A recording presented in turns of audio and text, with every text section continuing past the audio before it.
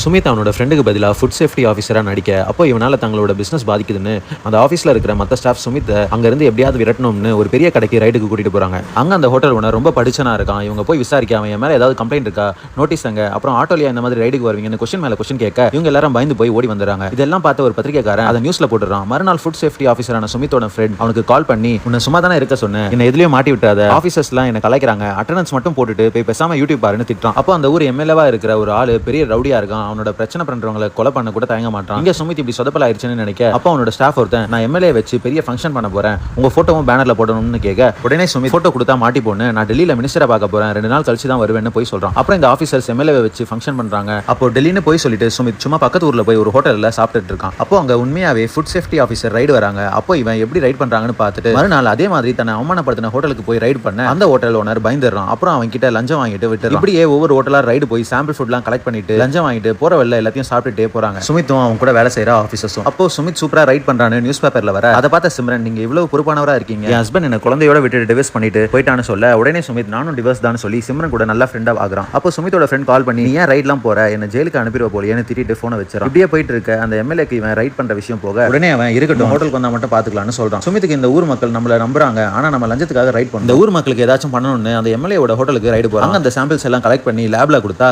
கெட்டுப்போன oil use பண்றாங்க, அப்புறம் ரிப்போர்ட்ல தரமற்ற பொருளை சமைக்கிறாங்கன்னு வர சுமித் உடனே அந்த எம்எல்ஏவோட ஹோட்டல் எல்லாத்துக்கும் சீல் வச்சிடறான்.